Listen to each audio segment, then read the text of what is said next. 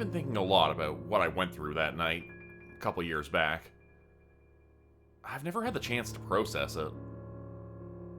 I think when you go through something traumatic or unusual, you compartmentalize it to the point where it feels like it happened to somebody else. That's what it feels like to me. Back then, I was living in a suburb near Pittsburgh.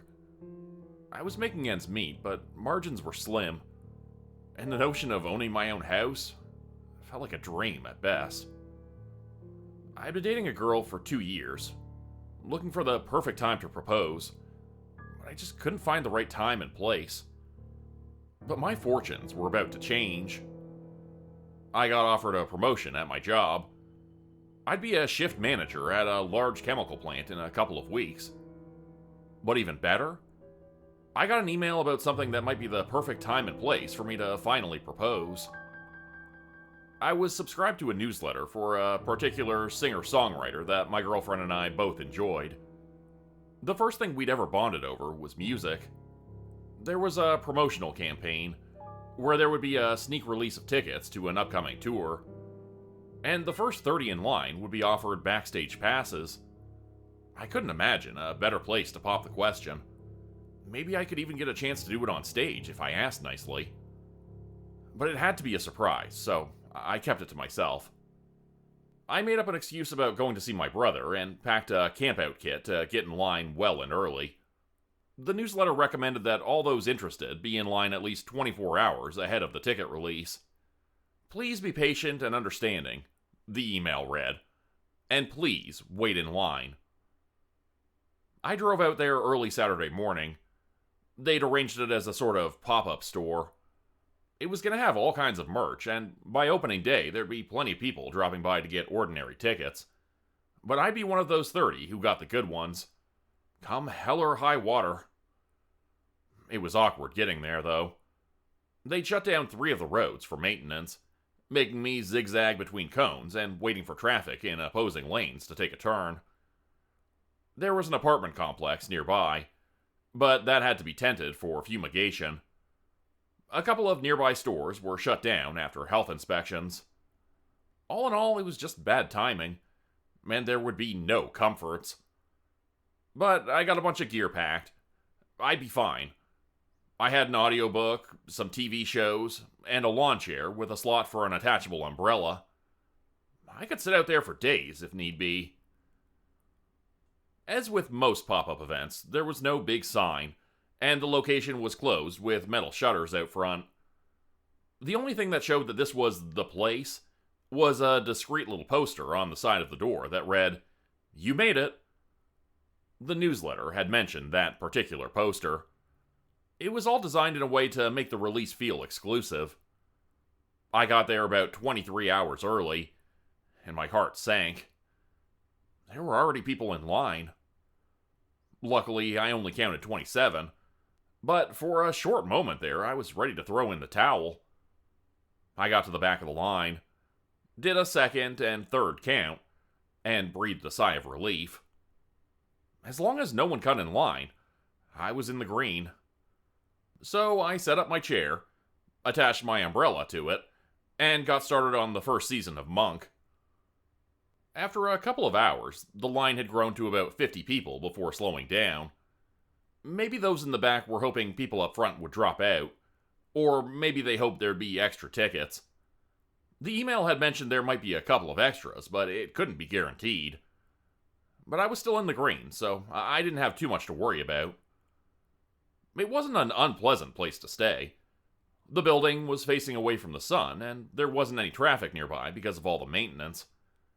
I think the crews had stopped working for the weekend, because there was little to no machine noise. I didn't hear a single jackhammer or concrete mixer. Just the ambiance of the city and the murmur of the people in line. There was a bit of a tussle up front. This one woman was getting up and talking to people. She was hard to miss. She had this neon green band shirt and blue-colored hair. You could see her from a mile away. She went down the line asking if anyone had any antihistamines, allergy pills. She was having some sort of reaction. Turns out no one had any, so she had to head off to find some. There was a drugstore a couple of blocks away, and the guy next to her promised she could keep her spot. So she walked away, thanking those around her for being so understanding. Thing is, she never came back. Hours later, her spot was still vacant. By dinner time, I kicked up a conversation with the guy next to me. He'd arrived just after I did, so he was still among the first 30. His name was Rodney, and he had this lean metalhead kind of build. Arms covered in tattoos, and those kinds of pants with zippers you can turn into shorts. It didn't look like his kind of venue. "I'm surprising my girl," Rodney smiled. "She loves this stuff." "Same here," I said. "I think I might pop the question." "Congrats. Love to see it." He offered me a Coke, and I took it. He hadn't prepared himself quite like I had, so I offered him a pad to watch some shows while I listened to my audiobook. We shared a couple of stories, some snacks, and added one another to our socials. I chomped down on a cold burrito for dinner and took a nap. Rodney was on his phone talking to a friend for a bit. The people ahead of me were having a conversation of their own, and I only caught parts of it. They were discussing if there were 30 tickets available in total, or if there were more tickets given out to the first 30 people. Was there only one ticket per person?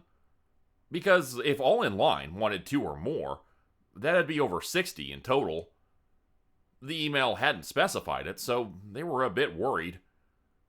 I had no idea, but there was no point in arguing about it. We'd see in about a day. There was this one guy who was a couple spots ahead of me and had to step out of line. He had a friend coming by to drop off some stuff, so he asked if they could hold his spot for a bit. It'd just be a couple of minutes. I saw him disappear around a corner, doing that "I'm in a bit of a hurry" kind of jog that polite people do. A couple of minutes passed. Then half an hour. After a full hour, he still wasn't back. "Isn't that strange?" I said to Rodney. "2 people have gone to get something, and neither came back." "Sure, yeah, strange," he nodded. "Some people just say those things to get an excuse to leave. It's kind of embarrassing to say you're bored, you know?" "I guess. It's just strange." "I work at the hospital," he said. "I know what people who crack under pressure look like. They always shuffle away with a convenient excuse." "You sure that's it?" I asked. "Nah, but I got no other explanation." "Fair enough."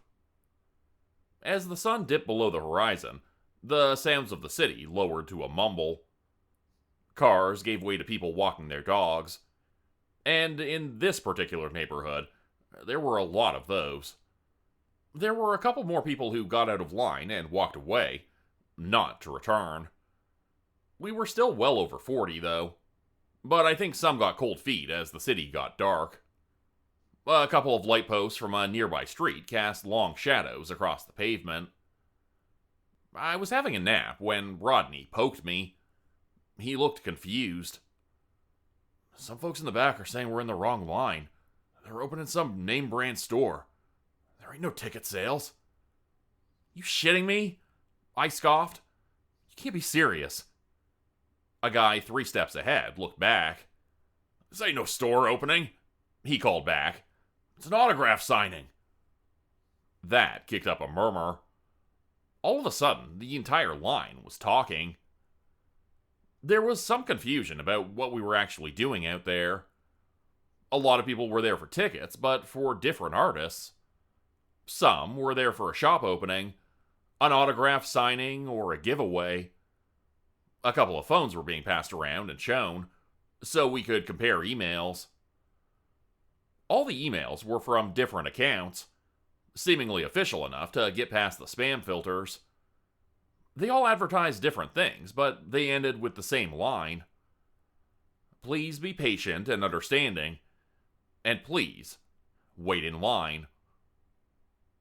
It became readily apparent that no one had the faintest idea what this opening actually was. A couple of folks just got up and left. Finally, the guy at the very front stepped out of line. "I'm not sticking around for some fucking scam," he spat. "I'm going home. You should too." A couple more people packed up, but hadn't decided what to do. I was a bit on the fence about it. But as I watched the first man round the corner, I figured there'd been some kind of misunderstanding. Maybe they were doing several promotions at once. Then I heard his voice. He sounded surprised, and a little angry. "What is this?" Then he screamed. A blood-curdling, ear-bleeding scream. It got quiet. Everyone looked at each other, trying to find an answer to what was going on. I got out of my chair to get a better look, but Rodney put his hand on my arm. "Hold on," he said, lowering his voice. "Don't go. We should call someone." He agreed, but we could see other people were already calling for help. The man from the front of the line never returned. There was someone in the back who called for help. A few people walked down the road to see if everyone was okay. But they never returned either. A patrol vehicle came by about 20 minutes later. 2 police officers walked up, asking questions. Everyone said the same thing. A man had stepped away, and it sounded like he got hurt. The officers did a sweep of the road, and when they came back around, they shrugged it off. "There's nothing here," they said. "You sure you didn't just call out to a friend?" There were a lot of raised voices at that. But what could we say? It wasn't illegal to step out of line and not come back. There was no blood, no sign of a struggle. Maybe we hadn't heard what we thought we heard. But people were raising other issues, like the emails we'd all been sent. It all seemed like a plot to trick us. That the officers did have something to say about. "No, it's legit," one said. "We were informed there'd be people waiting in line for some kind of event." They had no idea what the promotion was for, though. And even if they did, they couldn't disclose it. It was all arranged by an event promoter, who'd in turn been hired by someone else. All in all, there was nothing they could do, except wish us the best of luck and be on their way. As they left, I noticed them meeting up with someone walking their dog at the end of the street.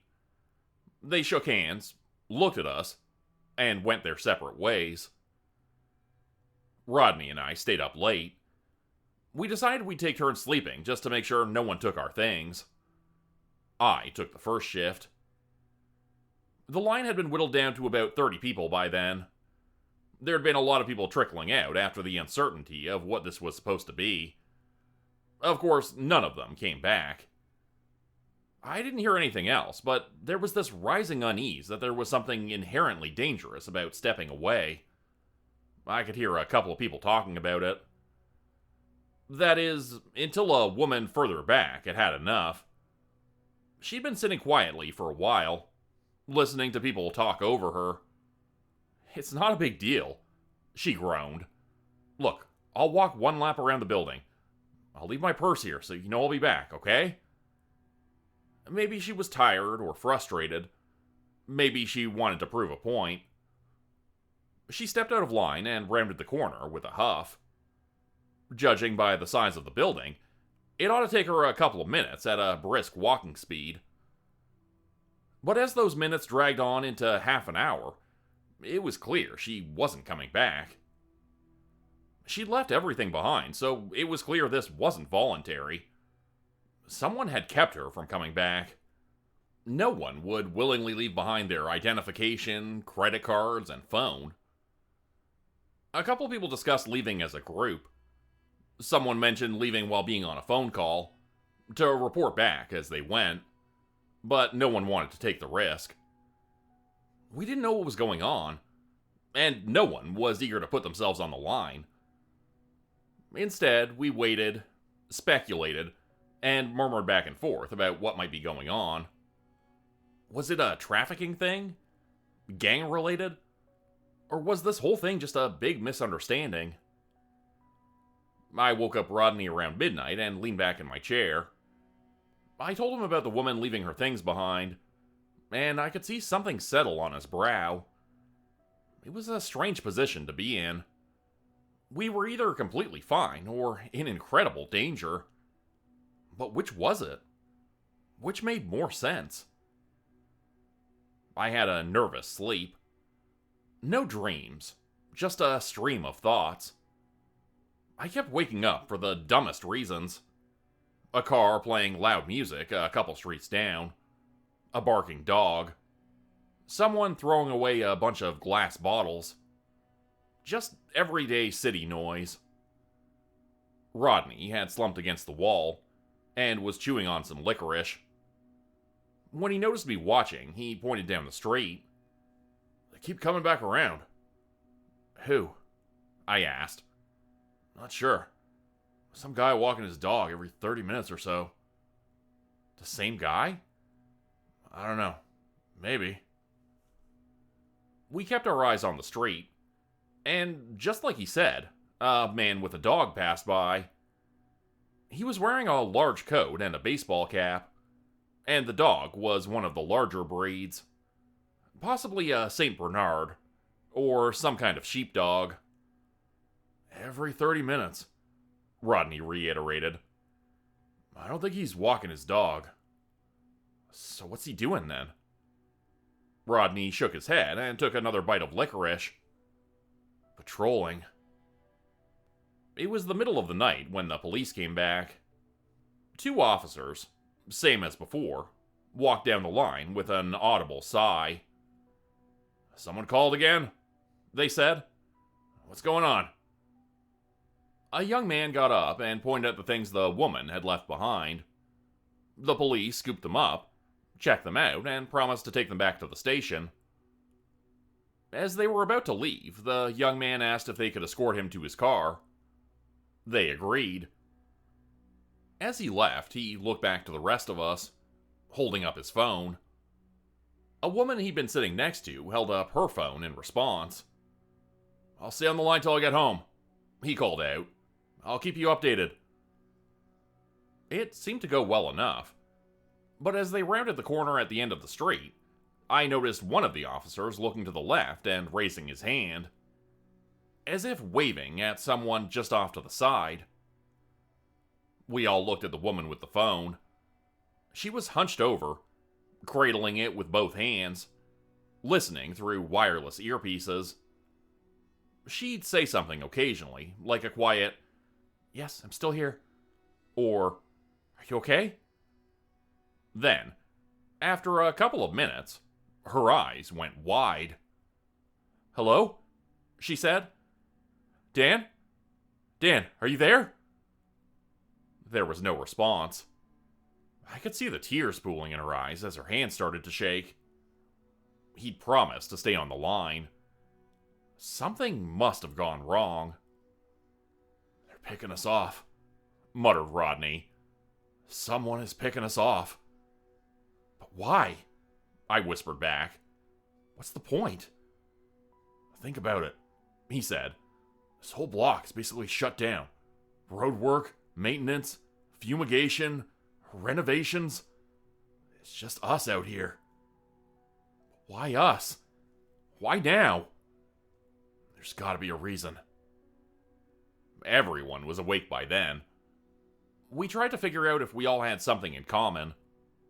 We all looked different, and we were all different ages. We were there for different reasons, and we lived in different parts of town. There was nothing readily apparent that we all had in common. "Dan works at a bottling plant," the woman with the phone added. "I'm in retail." Others joined in. One was an airline pilot. Another was a bodyguard. A firefighter, a translator. All very different people in very different lines of work. However, we all had one thing in common. We all had access to something. Rodney had access to pretty much whatever at the hospital. The woman working retail had access to influential private clients. The firefighter had control over who had what shift, and who would respond to what call. The translator could listen in on privileged information. I was no different. I was about to become a shift manager at the plant. I could choose what and who went where and when.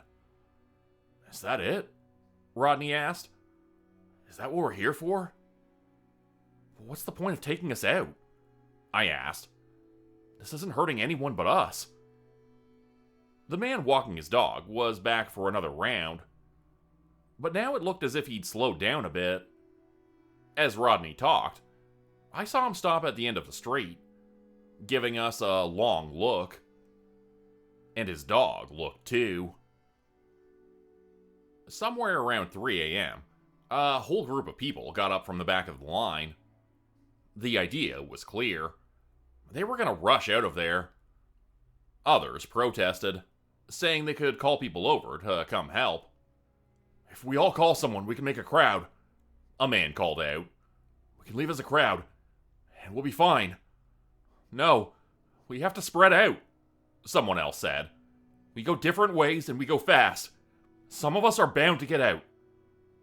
Rodney got up too, but his voice was drowned in the crowd. Things were getting heated, and people were pushing each other. Angry fingers were being pointed. Phrases were repeated over and over and over. The argument was quickly turning into a shouting contest. There's at least 8 people patrolling, Rodney tried to say. I've counted, there's at least 8. At least 8!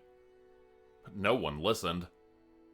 And as push came to shove, a group from the back of the line spread out and ran into the night. Rodney slouched back down against the wall, breathing heavily. We all held our breaths, listening. We could hear footsteps running down different alleyways. It started with a crash, like someone taking a tumble into a trash container. Then one pair of footsteps stopped. Not long after, another stopped.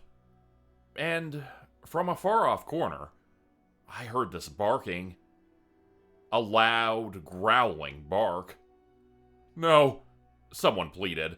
No, no, no! There was no screaming, no gunshots. All the sounds just stopped. And no one came back. A guy from the back of the line called out to them, but got no answer. We were down to about 20 people. Some were calling home. Others were calling the police. But they weren't about to come back here for a third time. One called a taxi, but they couldn't find a place to park, so they had to stop on an adjacent street, which we couldn't get to. There was also this one woman with a face tattoo who asked to borrow a phone. Rodney handed over his. I'm getting my guys down here, she said. You'll see. I'm done. She made a call, shouting angrily for a couple of minutes. After the person on the other end finally seemed to understand the gravity of the situation, Rodney got his phone back. About 20 or so minutes later, 6 very tired-looking men came wandering down the street. I could see the outline of holsters inside their cheap jackets. We're going, the tattooed woman called out. Y'all can come if you want. A couple people got up. I looked at Rodney, but he shook his head. Suit yourself, she continued. We're leaving. We watched them walk away and round the corner. I heard them starting a car and putting it in gear. There was music playing. Something loud with a thumping bass. It sounded like they were about to drive away when I heard a bark. But it wasn't just a bark. It was more like a growling cough. Then a gunshot. Then another. The sound bounced against the walls, ringing out over the city. I saw a couple of lights turn on in distant buildings. Then, all was quiet again. No one wanted to go look. Some people screamed at nearby houses, hoping for someone to open a window and look our way. No one did. The line itself was in complete disarray by then. People were packing and unpacking, pacing back and forth, hoping some opportunity would show itself. I wasn't immune to it, but I tried to stay calm. Rodney helped a lot. He was a lot more calculated than I'd imagined when I first saw him. He counted the people walking by. He measured the dogs. He listened for repeating sounds. My mind was tired, but my heart kept my eyes open and frantic. "I don't get this one thing," I said. "There's a timeline." "What do you mean?" he asked. "They gave us a time this would open," I continued. "If they're going to keep us here until they've picked us all off, why would they give us an endpoint?" "There's got to be something to it," he said. "Some reason for this specific place and this time." "And what happens when it opens?" We looked at one another. Whatever was going on, there couldn't be anything good in there. Rodney brought up the idea of breaking into the place we'd been lining up for. A couple of folks were on board, but the front gates were barred shut, and the personnel entrance was at the back of the building. That kicked up all the previous arguments about calling for help, or moving as a group, or running like panicked animals into the night. We tried to bend a piece of rebar into a makeshift crowbar, but we couldn't get it to work.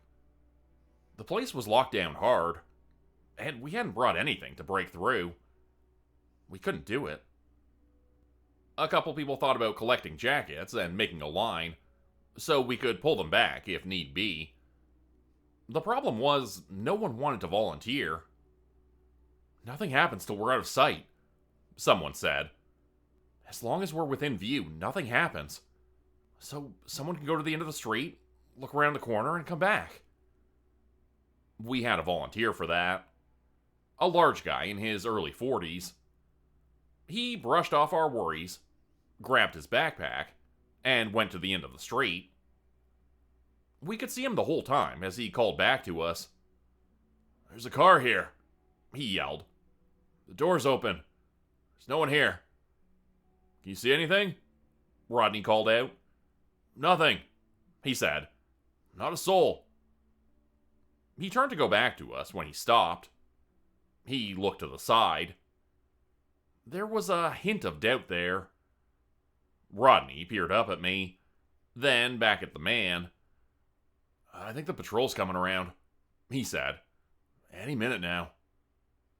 Suddenly, the man started running back to us.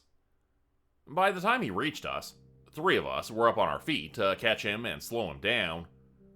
He was panting like he was having an episode. We looked back towards the street, where a person walking his dog had stopped to look at us.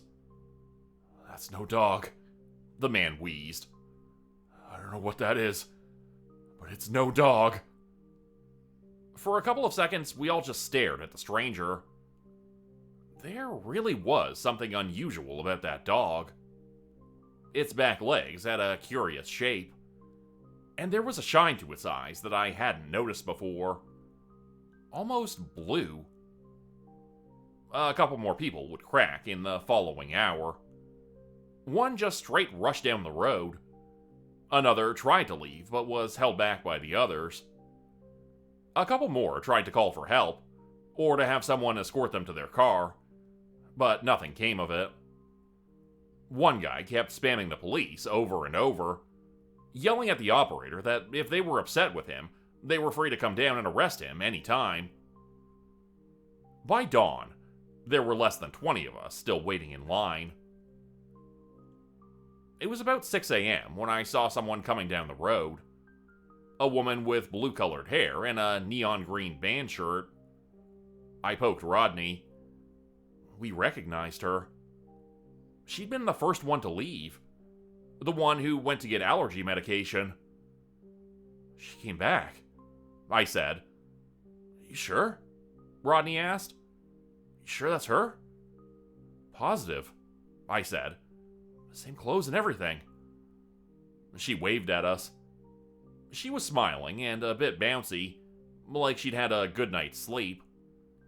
In comparison, the rest of us were nervous wrecks.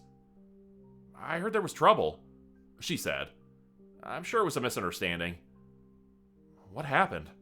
I asked, Nothing happened, she insisted. Pills made me sleepy, so I went home. I just came to get my things, see what was going on. I wasn't buying it. And by the looks of Rodney, he wasn't either. Others didn't seem all that sure, but a couple seemed to relax their shoulders a bit. Despite my reservations, she got a lot of people up on their feet. Maybe they really wanted to believe that it was all just a big misunderstanding. And yeah, it was convincing.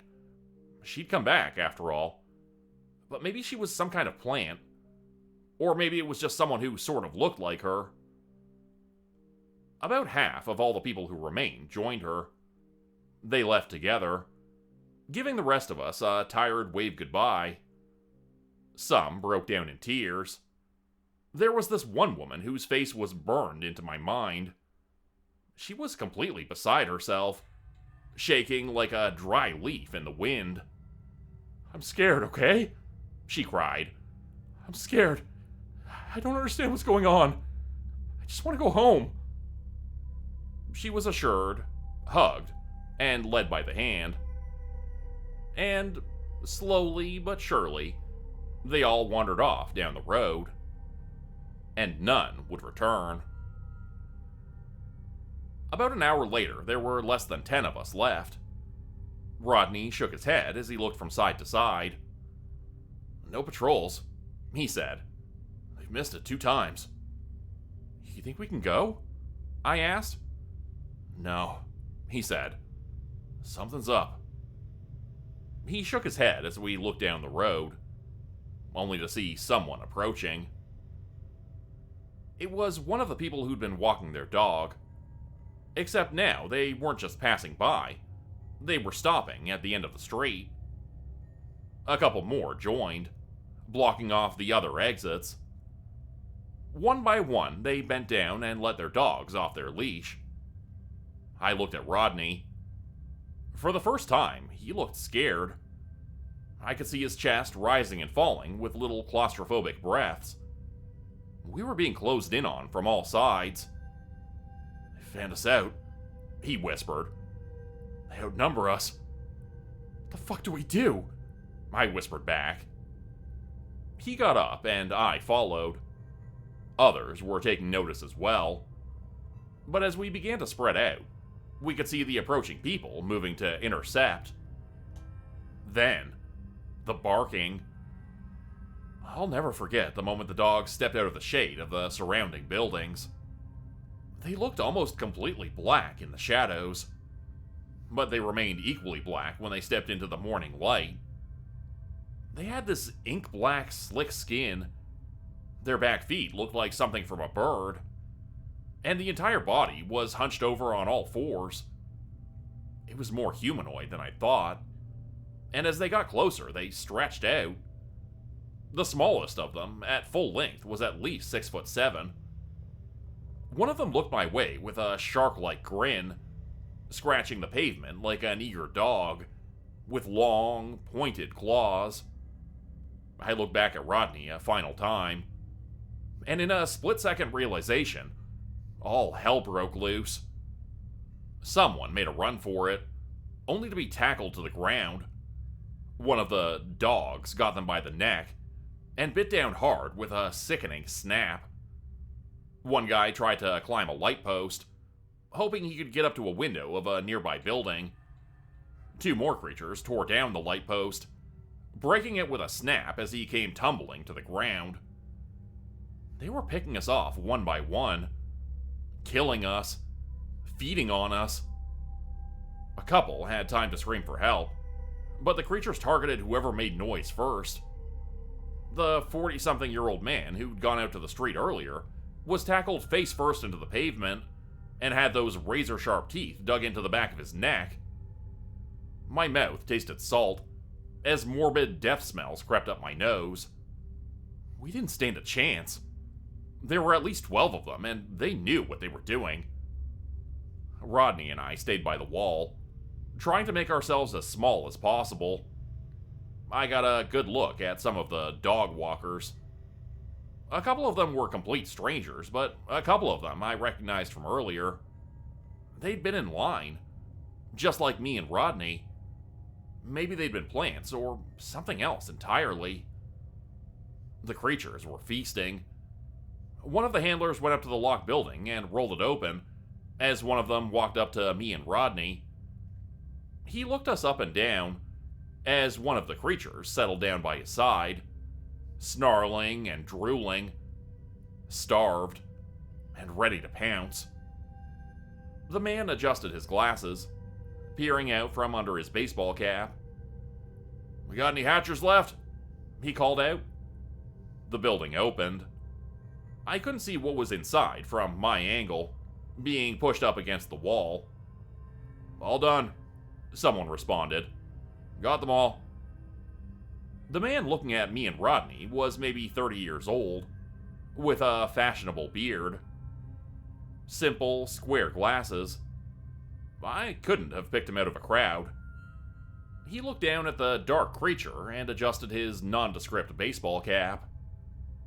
"Which one you want?" he asked. "Which did you dream of?" I felt something to my right. Rodney reached out and grabbed my hand. Not because we were trying to make a break for it or to try some last-minute master plan. He was just scared. And when you're scared, you want to hold someone's hand. So, he held mine. The creature looked us over. A hint of blue reflected at us from its deep eyes. We fumbled for the right words to say. Some plea. Some brilliant last-minute monologue. Something to appeal to their sense of kindness and humanity. But the stranger with the glasses didn't move a muscle. He might as well have been shopping for groceries. And with that, the creature growled. It had decided. It pounced on Rodney. I held his hand for as long as I could. I remember the sensation of screaming, but I don't remember the sound. My throat turned raw. The muscles in Rodney's hand tightened, then fell limp. The man with the glasses took a step forward, shushing the creature. There, he said. "It's okay. Dream well. Eat." Bone crunching, sinew snapping, meat, and the smell of hot iron. I closed my eyes so hard my skull ached. There was noise all around me. I didn't hear most of it, as I could barely make out anything over the sound of my own heart. There was biting and ripping, interlaced with the most casual-sounding conversation. "You got the shells?" someone asked. "No need, we're torching." "You sure?" "It's clear, we got a firefighter." I looked up. A couple creatures began to look different as they ate. Some had brighter skin. Some were shorter, fatter. I heard clattering as their claws fell off their fingers, bones snapping as their legs straightened. Then the man with the glasses clapped his hands at me. "Hey," he said. "You can go." "What?" "You can go," he repeated. "We're done." I got up off the ground and cleared my eyes. A couple of people looked my way, and I could tell they weren't entirely convinced. Some were armed. I recognized one of them as the woman with the face tattoo. "You're letting me go?" "Sure," he said. "We got a full brood. We don't need you." "You can't kill people and walk away," I whispered. You can't do that." He shrugged at me like I'd asked him what the time was. I stepped back, and no one followed me. I glanced at the creature gnawing on Rodney, only to see that it had started to gain his features. His face. His gangly arms. And all the while, the man with the glasses calmly shushed it and stroked its back. Others were setting fire to the building, using a can of gasoline and a strip of newspaper. I only saw a brief glance of the inside. Black, rock-like fragments littered the floor. Strange organic formations stuck to the wall in batches of 3 to 6. When he noticed I wasn't leaving, the man with the glasses casually waved a pistol at me. Not to shoot me, but to show that he had it. "Go on now," he said. And as the fire flared up, I stepped around the corner. And I didn't return. I came home in tears. I remember breaking down in the hallway, trying to explain everything at once to my girlfriend. I told her about the tickets and the plans I'd made, the people I'd met and the dogs, the handlers, all of it. I tried to show her Rodney's socials, and as I did, I noticed he was posting. My heart skipped a beat. "Long night," the post said. It was just a selfie, posted 10 minutes earlier. He looked fine. Healthy, even. But there was a little blue tint to his eyes that hadn't been there before. No people went missing that night. Everyone came home eventually. And from what I've read, there haven't been any incidents. Everything just keeps going on like normal. Like nothing happened. So who can I call? What can I even say? You can't report a person not being properly killed to the police. I even texted Rodney once, and he responded like it was no big deal. "I just went home," he said. "I'm fine. We should hang out sometime." I haven't agreed to it. I don't think I can. I don't even know what to think anymore. About a week or so after this all went down, I got a card. An apology card. With a sad blue sunflower on the front. Inside was a handwritten note. "Sorry for the inconvenience," it read. There were 2 tickets to the concert. Backstage passes. I ended up going. I proposed. I think I recognized a couple people in the crowd, but I'm not sure. Now, years down the line, it all feels like a nightmare. I can't point to a single thing and say, "Hey, look, it really happened." There are no witnesses, and in the eyes of the law, no crime has been committed. But I know what I lived through that night. That'll stay with me forever. And I know it was violent and ugly and sick. But that email asked me to wait patiently. And maybe that's what saved my life in the end. Maybe I'm still waiting. But for what? Become a channel member today for early access, bonus videos, and special emojis only available to members. Check out the description below or click the join button for more info. If you'd like another way to help support the channel, please consider joining my Patreon page at patreon.com/Jordan Group Horror. As a patron, you'll get access to bonus videos and content. You'll be credited at the end of every video going forward, and if you decide to stay for 3 months, I'll name a character after you, which will be featured in a Hollow's End story. Links to join the Patreon are in the description. Thanks everyone for listening. Please like, subscribe, and comment to help the channel continue to grow. And see you again next time at 4 p.m. Eastern Standard Time. Hope you have a great night.